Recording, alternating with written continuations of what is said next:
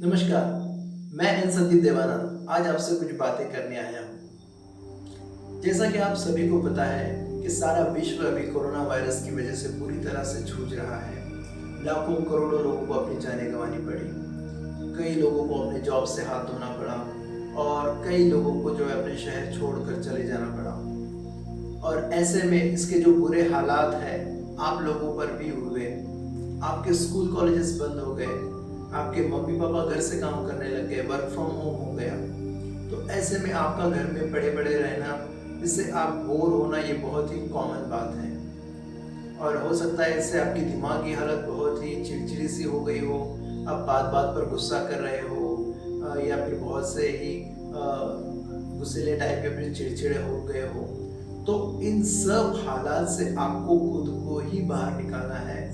आपको इससे बचाने के लिए कोई नहीं आएगा, आपको खुद को ही इससे बचना है। तो जैसे हमारे अच्छे दिन बीत गए, गुजर गए, बदल गए, उसी तरह ये भी बुरे दिन बदल जाएंगे। क्योंकि इस दुनिया में जो भी उत्पन्न होता है उसे एक ना एक दिन नष्ट होना ही है। तो ये भी दिन बदल जाएंगे। सुख दुख आते रहे जैसे दिन रैन, तू क्यों खोए बावला अपने मन का चैन। तो ये तो गुजरने ही वाला है। तो ऐसे में आपको खुद पर कंट्रोल रखना है, अपने आप पर कंट्रोल रखना है। बिल्कुल चिड़चिड़ापन नहीं करना है, गुस्सा नहीं होना है और मायूस भी नहीं होना है। जैसे अच्छे दिन बीत गए, बदल गए, उसी तरह से बुरे दिन भी एक दिन बदल जाएंगे। तो चलिए इस पर ही एक छोटी सी हम कहानी सुनते हैं। किसी गांव में एक बहुत ही धनवान व्यक्ति रहता था। उसके 2 पुत्र थे। तो एक दिन वो व्यक्ति मर गया। तो मरने के बाद उसकी जो भी प्रॉपर्टी थी, उसने जो भी कमा रखा था, उन दोनों बच्चों में बंटवारा होने वाला था। तो उन्होंने ये सोचा, चलो हमारे जो है बाबूजी ने जो जो कमाया है अभी हम दोनों में बांट लेते हैं।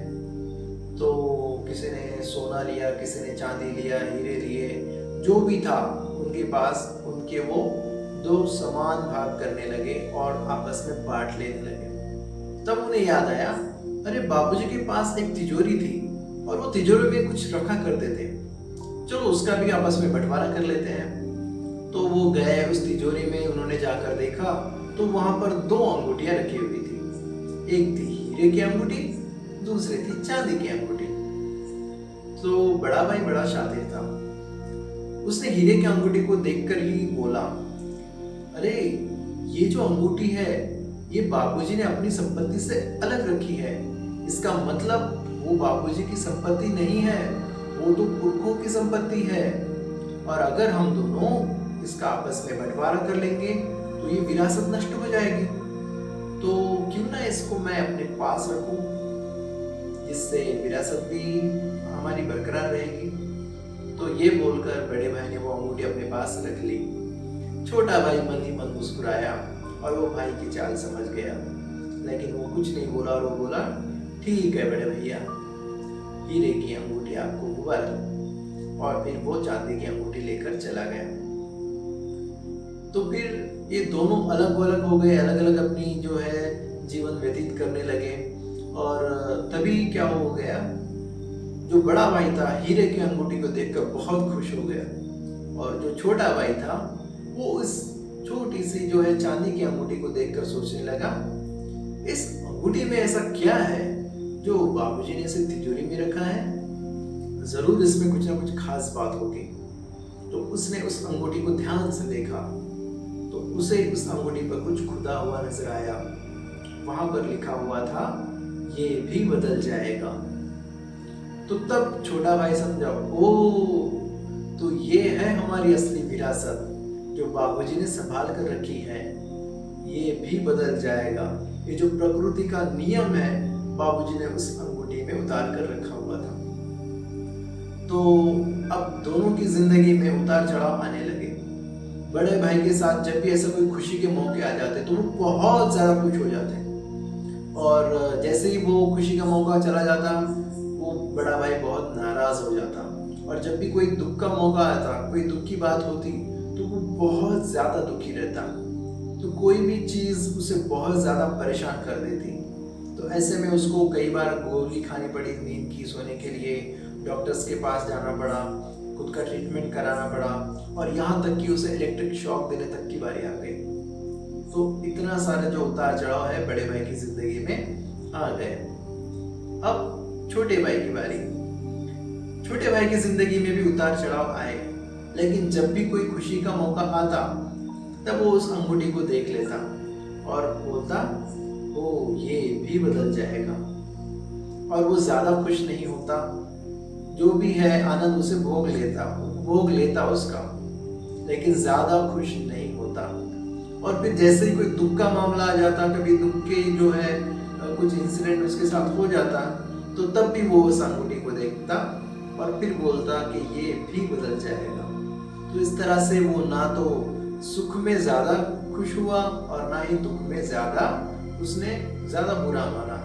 दोनों में उसने क्या रखी? समानता रखी। तो इस तरह उसकी जो जिंदगी है वो बहुत ही अच्छी तरीके से व्यतीत हो गई। वो किसी भी चीज को लेके बहुत ज्यादा परेशान नहीं हुआ।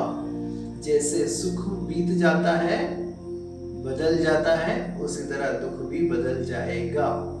सुख में नाचे नहीं, दुख में नहीं रोए, दोनों में समरस रहे, होशो मुक्त है सोए। तो दोनों में आपको समानता रखनी है। खुशी आने पे बहुत ज्यादा खुश नहीं होना है और दुख आने पे बहुत ज्यादा नाराज नहीं होना है। तो इसी तरह की एक और कहानी है कि माँ ने अपने बेटे को, छोटे बेटे को भेज दिया तेल लाने के लिए। पैसे दिए और जाओ मिट्टी का तेल ले आओ। तो छोटा लड़का गया तेल लाने, खुशी खुशी भागता हुआ गया। उसने उस बोतल में तेल लिया और तेल लेकर जैसे ही लौट रहा था, धड़ाम करके गिर गया। और गिरने के बाद उसने देखा कि उस बोतल का आधा तेल तो गिर गया। तो वो रोते रोते अपनी माँ के पास आया, मम्मी मैंने आधा तेल गिरा दिया, देखो आधी बोतल ले आया। तो मम्मी बोली, अरे ये बहुत ही निराशावादी है, पता नहीं क्या करता है। तो मम्मी ने क्या किया, दूसरे लड़के को भेजा। दूसरा लड़का भी बोतल लेके गया, दूसरी बोतल, और फिर वो तेल लेके आया। तो जैसे ही वो दौड़ा दौड़ा आ रहा था, सेम वो भी उसी जगह पर गिर गया और उसका भी जो है आधा जो तेल है वो गिर गया।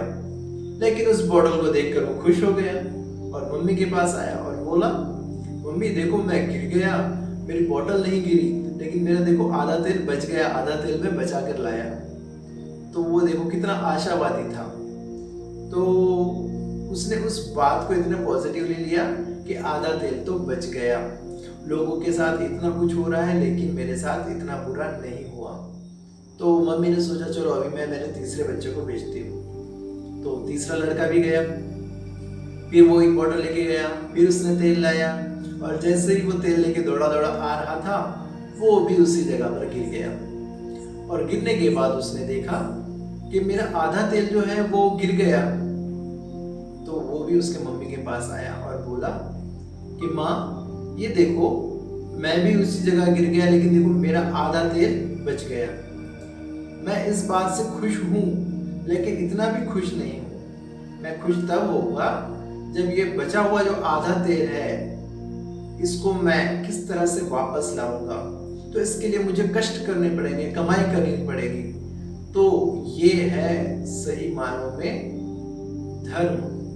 तो उसने ये सोचा कि मैं इस चीज को कमा कर लाऊंगा, यानी ये चीज मुझे कोई भगवान नहीं देगा, कोई बाबा नहीं देगा, कोई महाराज नहीं देगा, ये मुझे खुद करना है, अपने जीवन में खुद मैंने इसको इम्प्लीमेंट करना है, तभी ये मुझे प्राप्त होगा। तो ये है इसका पॉजिटिव एटीट्यूड। तो इस तरह का एटीट्यूड आपको भी लाना है। आप, आपके मम्मी पापा, आपके रिश्तेदार जिस भी हालात से अभी गुजर रहे हैं, उसे कोई भगवान नहीं बदलने वाला है और ना कोई साधु महाराज आकर उसे बदलेगा। इसे बदलना है आपको खुद को, और वो भी आपके पॉजिटिव एटीट्यूड से। तो ऐसे में आप लोग अभी घर में हैं, तो घर में बैठे बैठे आप क्या क्या चीज़ें कर सकते हैं। आपने बहुत सारी चीज़ें इस लॉकडाउन के दौरान की हैं, लेकिन सोचिए आप और क्या कर सकते हैं। एक तो आपके मम्मी पापा हर वक्त आपके साथ नहीं रहते थे, लेकिन अभी इन हालात की वजह से वर्क फ्रॉम होम चल रहा है, वो आपके साथ है, तो आप आपका ज़्यादा से ज़्यादा समय उनके साथ व्यतीत कर सकते हैं, उनकी सेवा कर सकते हैं, उनके साथ उनसे आप कहानियाँ सुन सकते हैं, उनके बचपन के किस्से सुन सकते हैं। आपका ज़्यादा से ज़्यादा समय आप आपके माँ बाप के साथ गुजार सकते हैं। और जब लॉकडाउन नहीं था, नॉर्मल हालात थे, तब आप जो है मोबाइल में गेम खेला करते थे, लेकिन आजकल आपके ऑनलाइन क्लासेस चल रहे हैं, तो क्लासेस होने के बाद अपने आप आपको क्या हो जाती है, थोड़ी सी थकान आ जाती है, और आप उस मोबाइल को दूर रखकर अपने जो है माँ बाप से बातें करनी चाहिए आपको, ना कि और ज़्यादा खेल में लगना चाहिए। मोबाइल खेलने से कुछ नहीं होगा, आपको जो आपके जीवित जो व्यक्ति आपके आसपास घूम रहे हैं, उनसे बातें करके आपके मन को हल्का करना है और उनके भी दुख दर्द को समझना है, ताकि क्या हो जाए, दोनों के जो है प्रॉब्लम सॉल्व हो जाए। तो ये सारी चीज़ें आप है कर सकते हैं आपके घर में। और आपके जो भी शौक है, जैसे कि पेंटिंग है या फिर सिंगिंग है, डांसिंग है और कुकिंग वगैरह है, तो ये सारी चीज़ें आप क्या कर सकते हैं, घर में बैठे बैठे सीख सकते हैं, जो कि स्कूल के दौरान में आप ये नहीं कर पा रहे थे, लेकिन अभी ये जो है स्कूल बंद है, इसका आप एक अच्छे से फ़ायदा उठा सकते हैं। ये सारी चीज़ें आप सीख सकते हैं आपके घर वालों के साथ। तो इससे आपको कोई और बाहर नहीं निकालने वाला है, आपको खुद ही निकलना है, क्योंकि ये जो बुरे हालात हैं ये भी बदल जाएंगे, क्योंकि इस पृथ्वी पर जो भी उत्पन्न होता है उसे एक दिन नष्ट ही होना है। लेकिन हमें इस भरोसे पे नहीं बैठना है कि ऊपर वाला सब कर देगा, हमें इसके लिए कुछ करना है, हमें इन हालात से खुद को बाहर निकालना है। जीवन में आते रहे पतझड़ और बसंत, चित्त विचलित होए नहीं तो मंगल जगे अनंत। आपके चित्त को बिल्कुल भी विचलित होने नहीं देना है, आप शांति बनाए रखना है और समानता रखनी है। जब आपको खुशी होती है तो बहुत ज़्यादा खुश नहीं होना है, और दुख में बहुत ज़्यादा मायूस नहीं होना है, और आपके दिमाग को आपको शांत रखना है। आप कुछ देर के लिए मेडिटेशन कर सकते हैं, 15 to 20 मिनट्स योगा कर सकते हैं, घर में ही आप छोटी मोटी एक्सरसाइज कर सकते हैं। तो इससे जो है आपके बॉडी भी रिलैक्स रहेगी और आपका माइंड भी फ्रेश रहेगा। ठीक है, तो इन छुट्टियों के दौरान आपको ये सब करना है आपके मम्मी पापा और रिश्तेदारों के साथ। हाँ, और याद रहे, बाहर बिल्कुल भी नहीं निकलना है। अगर बहुत ही इमरजेंसी है और बाहर निकलना पड़े तो मास्क लगाना बिल्कुल ना भूलना, और सोशल डिस्टेंसिंग का पालन करना है, याद है ना? ठीक है, तो चलिए आज के वीडियो में इतना ही, मिलते हैं नेक्स्ट वीडियो में, तब तक के लिए बाय।